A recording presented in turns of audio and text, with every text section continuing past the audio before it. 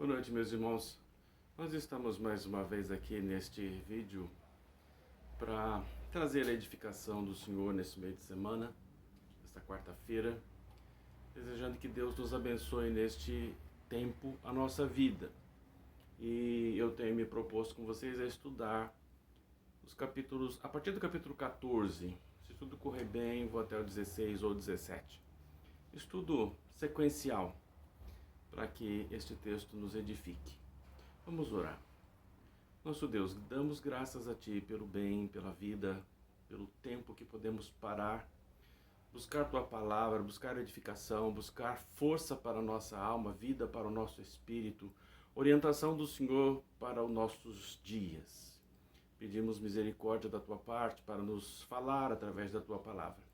Pedimos perdão, Senhor, para os nossos pecados em Cristo Jesus. Confessamos, Deus, reconhecemos diante da Tua presença que não somos, de fato, perfeitos. Nós somos os salvos em Cristo. E nesta condição nós Te buscamos. E nesta situação nós clamamos, apieda-te de nós e derrama sobre nós toda a sorte de bênção que o Senhor tem preparado para os Teus salvos, para os Teus santos na terra. E ajuda-nos, Senhor, a santificar a nossa vida. E ajuda-nos, nosso Deus, a compreender melhor a Tua palavra, especialmente a palavra do Teu Filho, o Senhor Jesus Cristo. E que esta palavra possa nos alimentar, mostrar caminhos, mostrar mudanças de atitude as quais nós precisamos, e o Senhor seja glorificado. Nós oramos no nome do Teu Filho, o Senhor Jesus Cristo. Amém. Meus irmãos, semana passada nós demos uma olhada em João 14:1. Nós lembramos sobre a proteção do nosso coração, como nós podemos proteger o nosso coração, segundo o ensino da palavra de Deus e do próprio Senhor Jesus Cristo. Então hoje nós vamos dar sequência no capítulo 14 de João.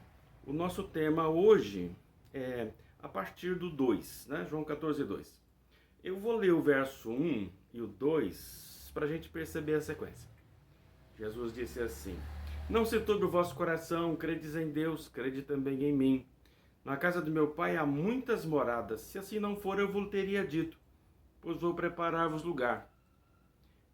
O tema da semana passada é como proteger o seu coração, como ficar em paz, porque ele já avisou que ele está saindo, que ele está está se separando deles, se ausentando da companhia dos discípulos. E eles deveriam então tomar algumas medidas para se protegerem emocionalmente e não perderem a estabilidade. Agora, Jesus então passa, no verso 2, a justificar por que ele tem que sair, por que ele tem que se ausentar, por que ele vai deixar materialmente, fisicamente os discípulos.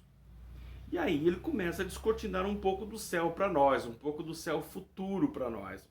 Então uma das coisas que ele fala é que o destino dele, Jesus, nessa saída, nessa ausência, neste ausentar-se dele em relação aos discípulos, é a casa do Pai. O destino dele é a casa do Pai. Ele vai para uma tal de casa do Pai, na casa do meu Pai. Ele está falando que lá tem algumas coisas que ele precisa fazer, então ele vai para lá. Para nós, o significado disso é o reino celestial. Então Jesus afirma algumas coisas aqui. Primeiro, que há uma casa do Pai.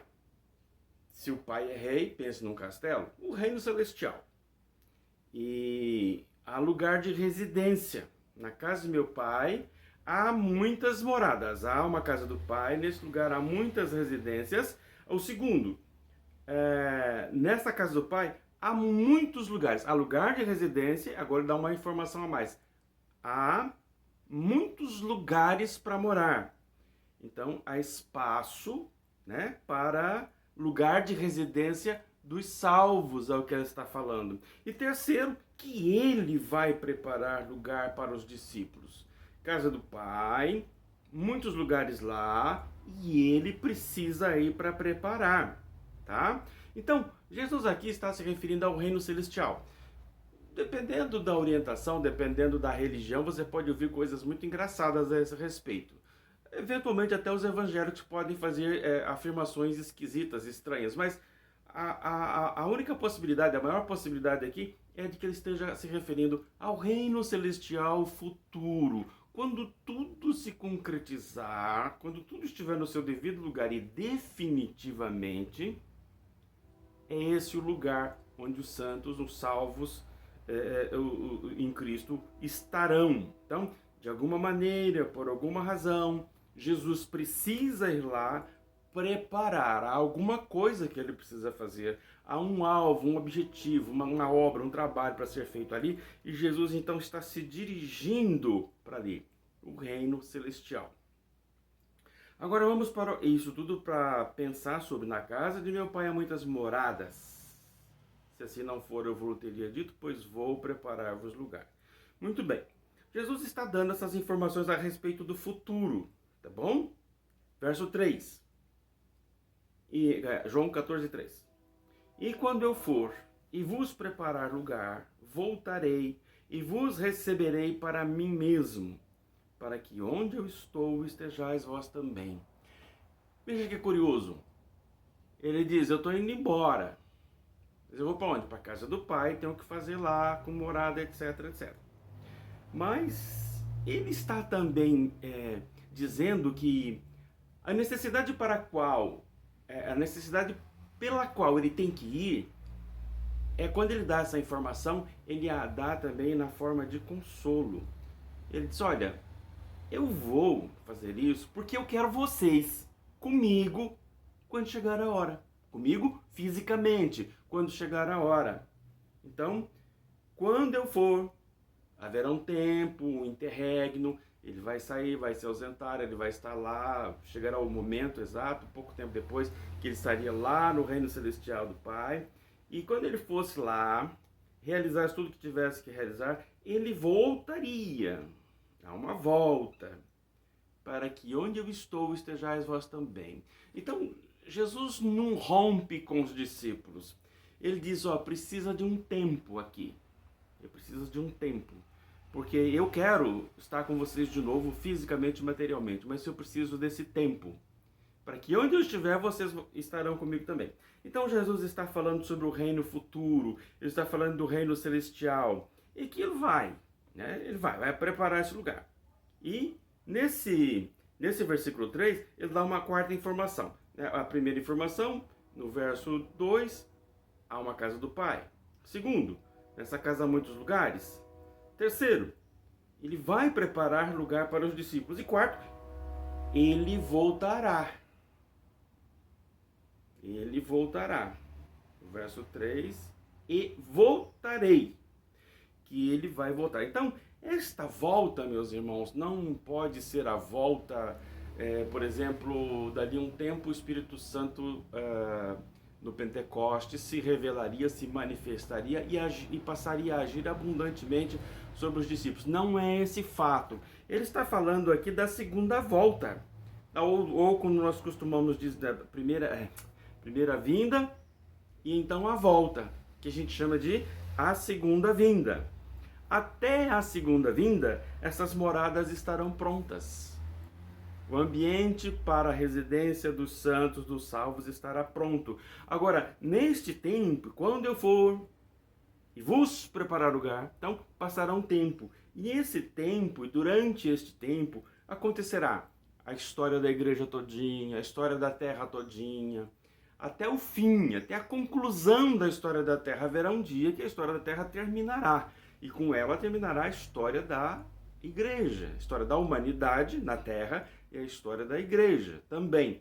Tudo se concluirá. E a conclusão definitiva disso inclui a ressurreição para a vida, a ressurreição para a morte, todos os atos preparatórios para isso, todos os atos jurídicos. Quando eu falo atos jurídicos, eu estou pensando no julgamento.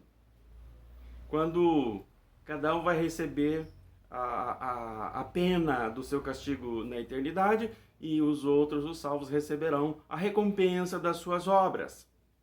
O galardão, isso é um ato jurídico, né? Precisa de julgamento. Depois de tudo julgado, então cada um receberá a sua recompensa. Então tudo isso, quando tudo isso estiver pronto, ele está jogando isso lá para frente. Quando tudo isso estiver pronto, então ele voltará. E há uma quinta informação. Aí ele receberá os discípulos para que estejam com ele, tá? Aí ele receberá os discípulos para que estejam com ele. Ele está dizendo o seguinte, que as coisas não são aleatórias e que elas não são sem objetivo, elas não são sem objetivos. Elas têm um planejamento, elas têm um propósito, planejamento, meios de execução e há um fim, há uma conclusão. E a conclusão não vai ficar mais na terra, não vai ficar não nesta terra, não nesta condição. Haverá uma condição diferente, superior para os salvos, e uma condição diferente, inferior para os perdidos. Então há uma finalidade. E ele está dizendo isso, há uma finalidade.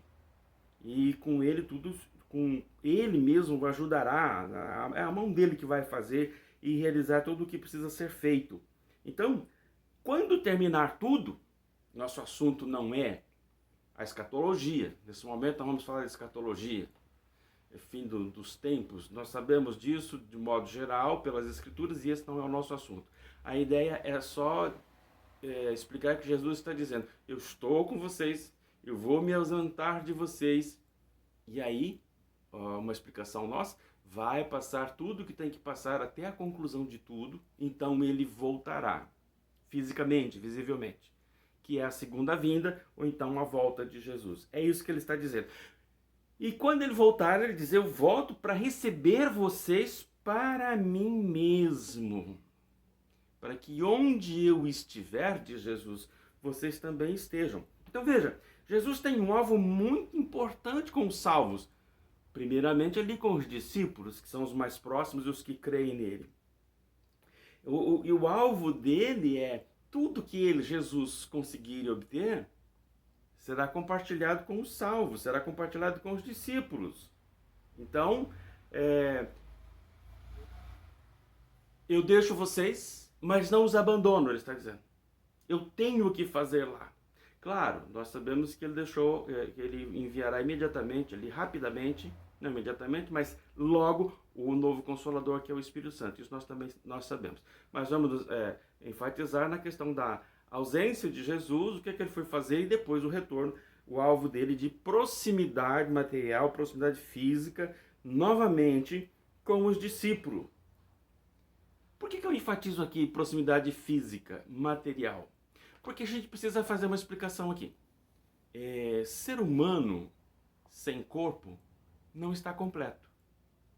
Os que morreram estão com suas almas, né? E suas almas, seu espírito, como você quiser chamar, com sua consciência presente ali, estão no céu em algum lugar de algum jeito, né? Não nos compete aqui agora dizer. Estão lá conscientes, acordados, interagindo, tal, mas sem corpo. Terão sua aparência, sua identidade, mas não têm corpo. Lá no céu, de alguma maneira, está tudo bem. Mas eles não estão plenos para a realização da finalidade humana para a qual Deus os preparou. Os que morrem estão em sua alma e seu espírito. Não dormindo, não incapacitados, só não estão plenos. Então estão lá.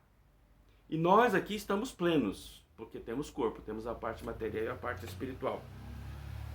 E quando Jesus fala que lá no fim, quando tudo se concluir, ele vai ter de novo os discípulos para estarem com ele mesmo, está incluído aqui a ressurreição. E a ressurreição é ter corpo novamente. Um corpo perfeito, como Jesus teve. E um corpo também, que vamos dizer que não se extingue, para permanecer para sempre em castigo do lago de fogo e enxofre. Então o ser humano só está completo quando tem além da alma o corpo. Então, Jesus está dizendo, vai acontecer tudo isso, vocês vão morrer, as novas gerações viverão e morrerão, e depois haverá a ressurreição.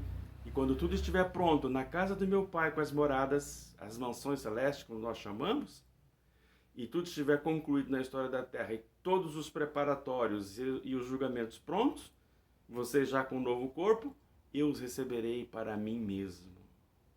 Então, aquele ambiente gostoso, aquele ambiente, eu suponho, gostoso, agradável, bom, dos discípulos, dos 12, com Jesus, vai haver de novo, mas de uma maneira perfeita, completa, espiritual, celestial, dentro da eternidade.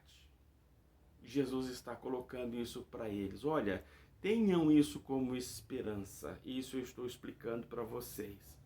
E lá vai ser concretizado, né? Vai ser tudo visível, palpável, numa condição especial, elevada, superior em relação ao que nós vivemos aqui, mas material. O ser humano terá corpo capaz de transitar na eternidade, corpo capaz de transitar na mansão celeste, no reino celeste, na casa do Pai, naquele lugar, no reino celeste. Então, é diferente dessa carne mortal que nós temos e nela, dentro dela, vivemos hoje. Então, tudo isso está incluído entre a primeira e a segunda vinda. Então, voltarei, né? Jesus disse, então voltarei. E vos receberei para mim mesmo, para que onde eu estou estejais vós também. Ele vai permanecer lá, preparando morada para os discípulos e esperando os discípulos para numa condição completa, total e ressurretos, possam ser recebidos pelo próprio Senhor Jesus Cristo.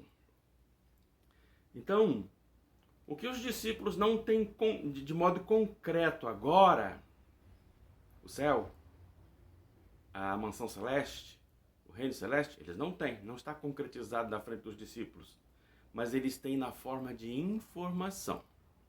E guardaram registrado para nós, né? Escreveram para nós.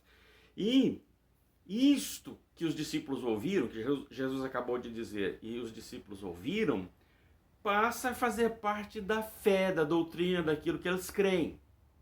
E passa a fazer parte da esperança dos santos. Tá certo?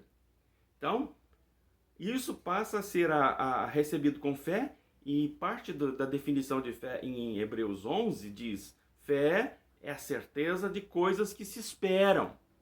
Então, quando os discípulos conseguiram compreender o que dava para compreender naquelas falas de Jesus, aquilo encheu dentro deles. Eles, Jesus vai, depois volta. E vamos pensar que depois eles compreenderam um pouco melhor. Aí eles entenderam, então haverão umas coisas futuras, superiores, sublimes. Então aquilo passou a fazer parte da esperança. Passou a fazer parte da esperança projetada para o futuro. Então, certeza de coisas que se esperam. Então, quando você tem fé numa coisa que é futura, não estou falando dos seus problemas, dos seus sonhos, não. Fé com relação à Escritura, coisas santas celestiais para acontecer. Vamos deixar claro isso. Quando você tem fé com relação a coisas espirituais do reino de Deus e elas estão no futuro, isso é esperança. Quando os apóstolos falam da esperança dos santos, daqueles que esperam, é essa esperança. Não é a esperança de ficar rico, não é a esperança de ficar mais bonito, não é a esperança de comprar isso ou comprar aquilo. É a esperança de coisas espirituais, coisas do reino de Deus. Tá certo? Mas é pecado esperar coisas boas? Não. É pecado pedir coisas boas a Deus? Toma cuidado, que o apóstolo Tiago diz que às vezes a gente é tão ocupado com coisas materiais que a gente fica pedindo coisa para Deus para esbanjar, tá? Por isso, o nosso assunto não é esse tipo de esperança, tá bom?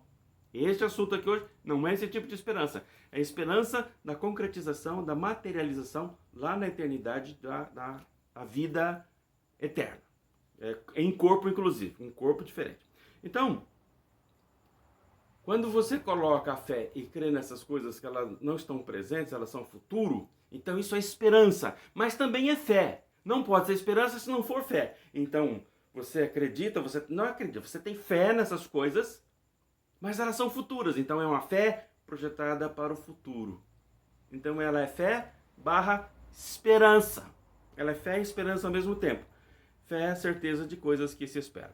Então, afinal, meus irmãos, quando a fé está no nosso coração, nós cremos, temos certeza de coisas, temos convicção de coisas que nós não vemos e temos certeza de coisas que ainda não temos, que elas não estão presentes, elas são futuras. Então é essa a ideia, tá bom? Nesse momento ali, quando Jesus falou, começaram os discípulos a crer nessas coisas. E isso virou em parte a esperança dos santos, a esperança dos salvos, tá bom? Precisamos meditar aqui em mais uma questão. Eu estou falando que Jesus se ausenta deles, mas se ausenta materialmente. Porque a Bíblia fala que há dois sentidos de termos a companhia de Jesus. E mesmo agora, quando Jesus não está presente materialmente conosco, há essa companhia, essa presença de Jesus. Ele prometeu que estaria conosco. No fim do Evangelho de Mateus, eis que estou convosco até a consumação dos séculos. Não materialmente, não naquele corpo que os discípulos viam, mas espiritualmente estaria conosco. E ele prometeu que depois nós estaríamos com ele. Agora materialmente. Então, hoje, Jesus está, primeiro, espiritualmente conosco, porque ele é onipresente. Ele também está conosco, especialmente através do Espírito Santo. Essas duas maneiras de analisar a presença de Jesus conosco. Então, espiritualmente, ele está presente. Mas, além dessa presença espiritual dele conosco hoje, após a morte, a ressurreição e a ascensão dele, há esse sentido futuro de nós estarmos com ele nesse reino celestial, nas mansões que ele foi preparar. Então, há esses dois sentidos. Tá bom? Agora, vejam só. Jesus acabou de descortinar o céu para os discípulos. O céu futuro. O reino celeste.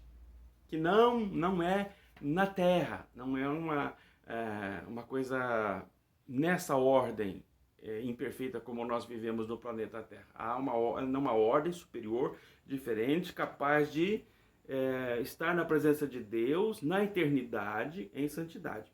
Então, ele começou a falar, então, do caminho que Jesus vai trilhar até este ponto, quando ele vai na frente. Os apóstolos se ocupam de explicar para a gente que Jesus foi na frente. E aqui ele diz que vai na frente. Ele começa, então, de novo a falar agora do caminho que ele vai trilhar. E, de certa maneira, ele voltou a falar, eu vou embora. E como é que ele fez isso? E vós sabeis o caminho para onde eu vou. Agora ele inclui um conceito novo. Ele primeiro disse, eu vou. Agora ele diz, e vocês sabem o caminho. Mas esse caminho, para os discípulos, era uma coisa meio difícil de entender. O problema era esse, era complicado de entender. E o Tomé logo respondeu, Senhor, verso 5, não sabemos para onde vais, como saber o caminho? O Tomé estava totalmente alienado. Se o senhor está falando que vai, essa mansão do pai aí, essa casa do pai, eu não sei para onde o senhor vai. Como é que eu vou pensar no caminho? Que caminho é esse para onde o senhor vai? Então, o negócio pegou eles todos de surpresa. Tomé expressou a ignorância dele. E Jesus também responde de um modo meio cifrado.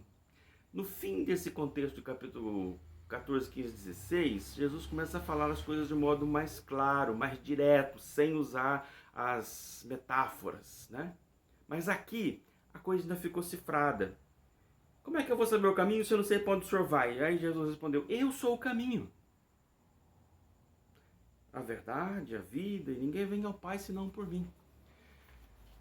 Se eu estou lá numa hora dessa e eu sei o que os discípulos sabem e não sei o que os discípulos não sabem, não compreendo o que os discípulos não compreendem, nessa hora eu paro de pensar.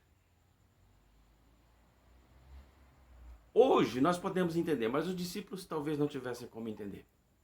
Aí Jesus está dizendo para ele o seguinte, que ele pessoalmente centraliza tudo que tem de acontecer a respeito de Deus, os salvos e a salvação. Ele falou, você sabe para onde eu vou, você sabe o caminho para onde eu vou. Aí Jesus disse, não, mas eu mesmo sou o caminho. Então significa assim, que a pessoa de Jesus, tudo que essa pessoa de Jesus fizer, tudo que acontecer com ele, e tudo que ele fizer, ele é o caminho, e tudo que acontecer com ele, abre o caminho para nós.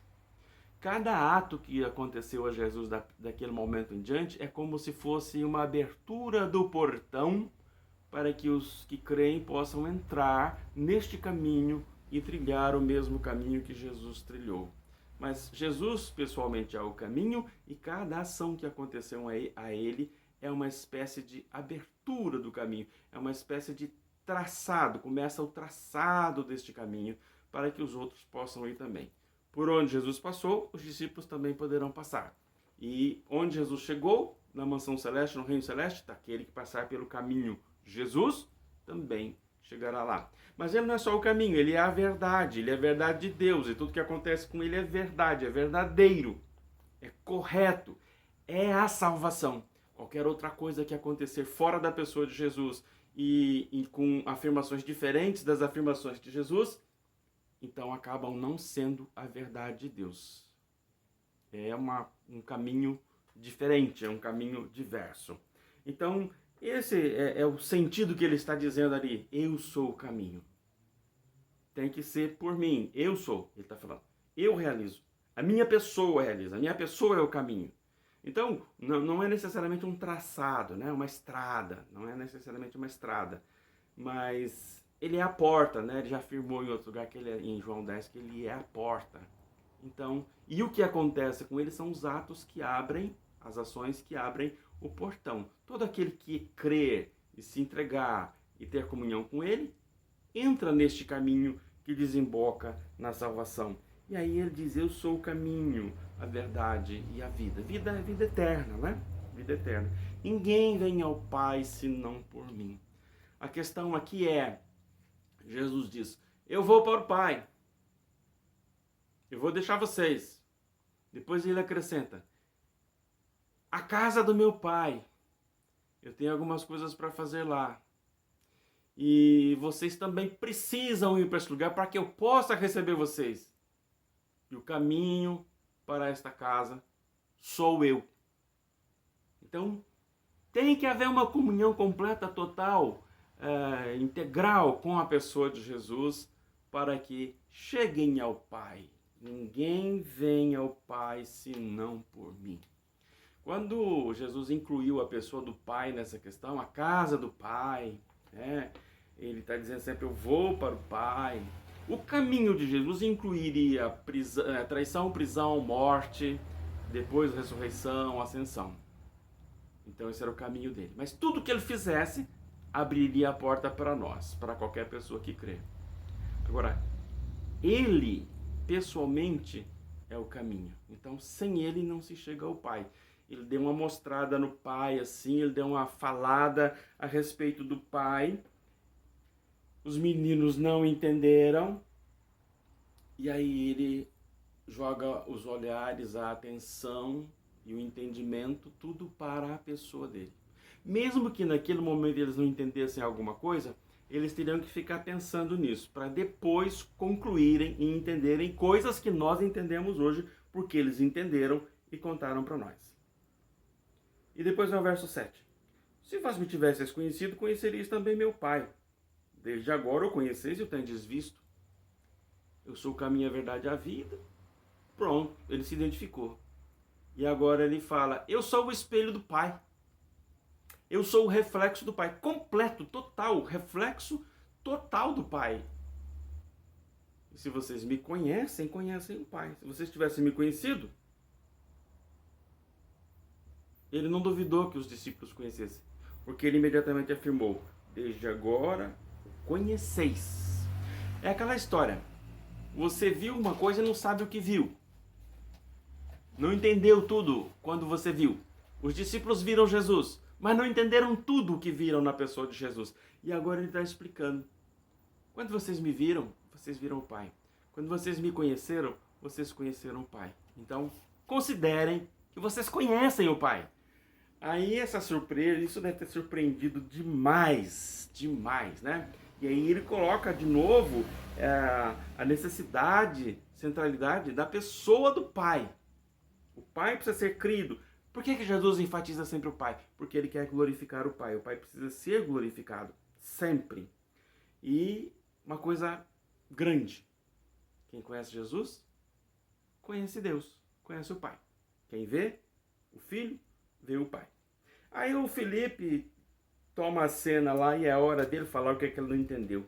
E aí, verso 8, replicou Felipe, Senhor, mostra-nos o Pai, isso nos basta. O Pai está escondido em algum lugar, o Senhor sempre viu ele e nunca falou para a gente? Aí Jesus explica, verso 9, Felipe, estou há tanto tempo convosco e não me tendes conhecido?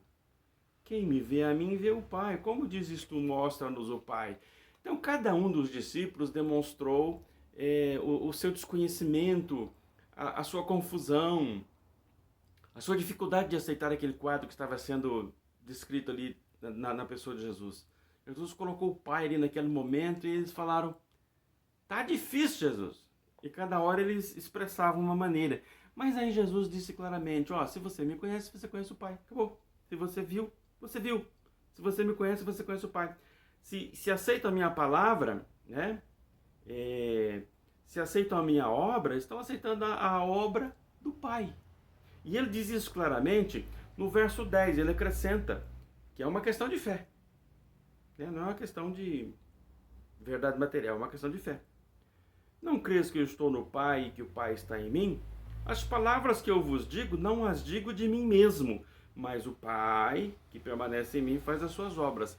Jesus disse uma coisa interessante.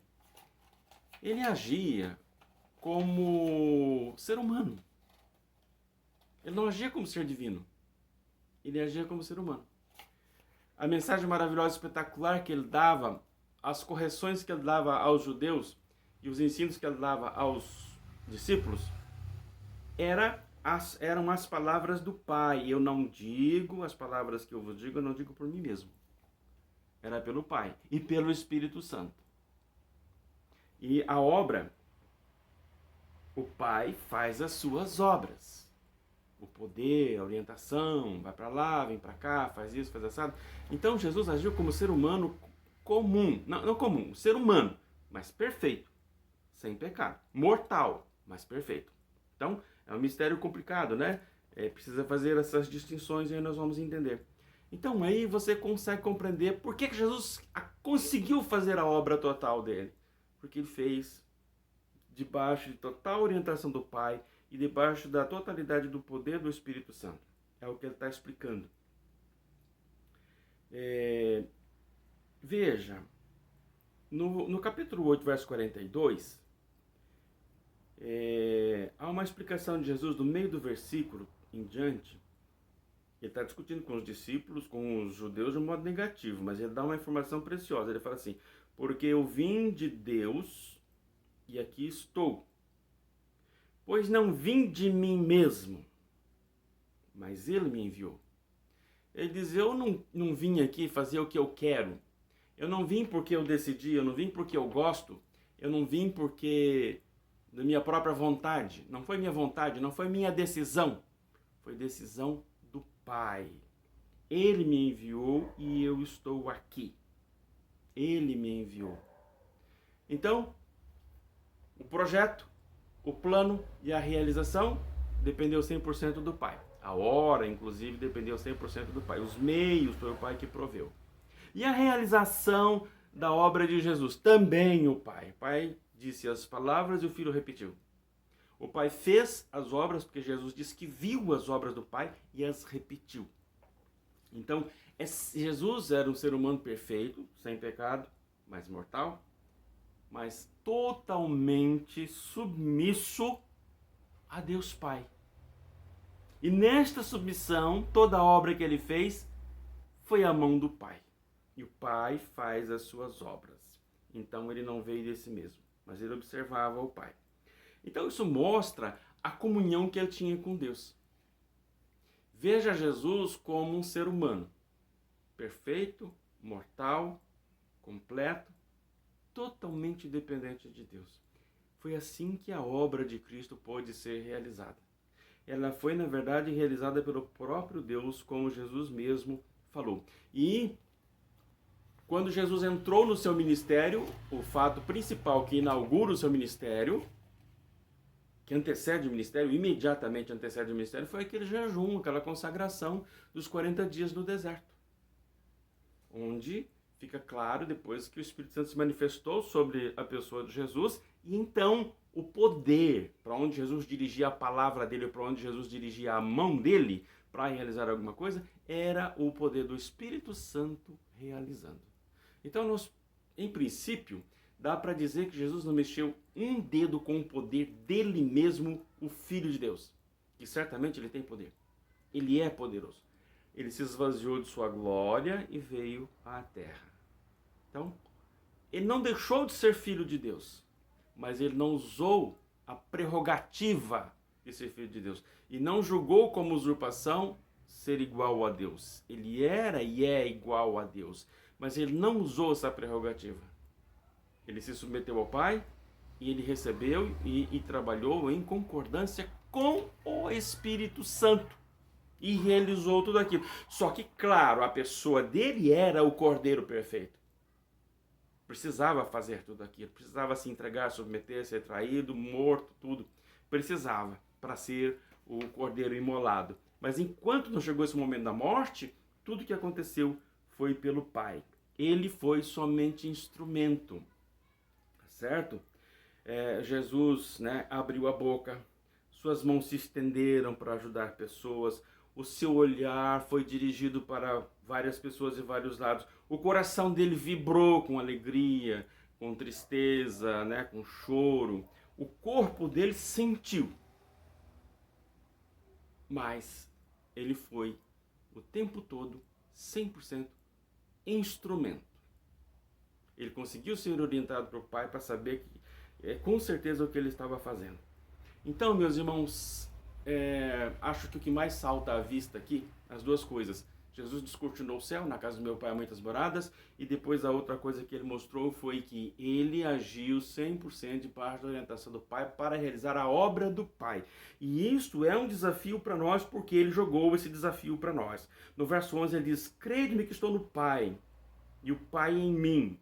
Crede ao menos por causa das mesmas obras. Então precisavam crer por causa das obras. Que obras? As obras que o Pai realiza suas obras. E depois ele coloca assim, no verso 12 a 14. Em verdade vos digo, que aquele que crê em mim fará também as obras que eu faço, e outras maiores fará, porque eu vou para junto do Pai. De novo, vou para junto do Pai. Mas vocês vão ficar. E quem ficar e crer em mim, crer, se entregar, se instruir, aceitar a palavra dele como verdade, trabalhar em completa submissão ao Pai, trabalhar cheio do Espírito Santo, realizará uma obra maior do que a que ele realizou. Não de salvação, não de sacrifício, mas a obra ministerial. Um ministério de ajuda, orientação, pregação, instrução, orientação da Igreja de Cristo. Tudo isso poderia ser feito. E este é o nosso grande desafio. Ele é o caminho, precisamos estar nele. Ele é a verdade, precisamos absorver totalmente essa verdade. E ele é a vida, precisamos estar nessa vida. E adotar o estilo de vida dele. Submissão ao Pai. Sujeição ao Espírito Santo. Planificação do Espírito Santo. Fé, crer em Cristo. Aquele que crê, né? Crede-me que estou no Pai. Aquele que crê em mim. Né? Não é só crer, estar nele, né? Então, meus irmãos, nós precisamos viver pela fé, crer, esse crer está sempre presente nesta palavra. Precisamos ter a esperança disso que Jesus prometeu, que ele está realizando, deve estar concluindo a obra que ele foi fazer lá no céu, né? Não é sem objetivo. E enquanto não chega esse momento de nós sermos recebidos para ele mesmo, lá no futuro, nós temos uma obra para realizar aqui. E eu vou te contar uma história. Jesus tem uma expectativa muito grande a respeito dos discípulos. E uma obra maior do que esta vocês vão fazer. A expectativa dele é de que nós façamos uma obra maior. Fará também as obras que eu faço, ministério, né? Falar da palavra de Deus, oração. E outras maiores fará. Ele tem uma expectativa muito grande com relação à igreja dele.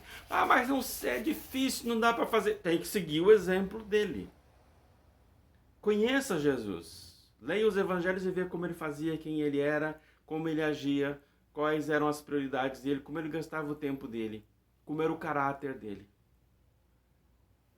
que valores ele tinha, o que valia mais para ele.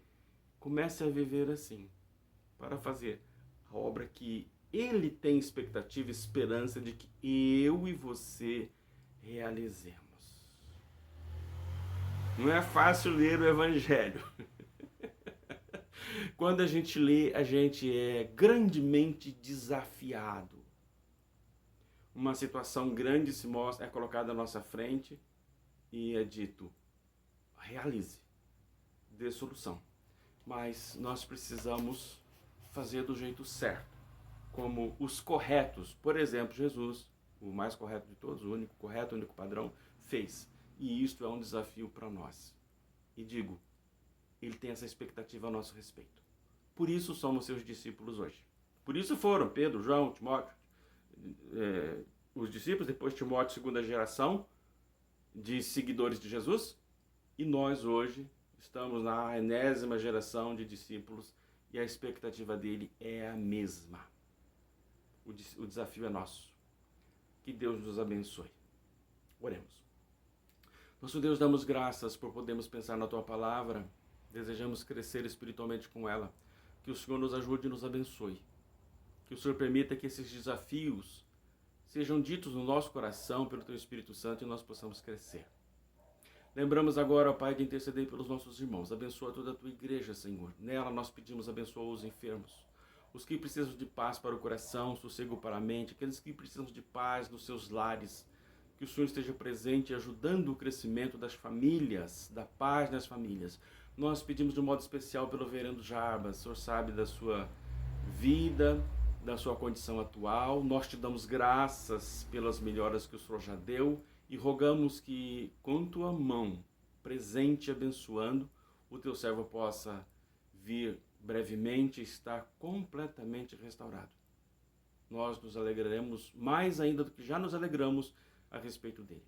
Pedimos, Senhor, abençoa a tua igreja, guarda o teu povo, pastoreia as almas, Pai, falando aos seus corações e abençoando estas vidas.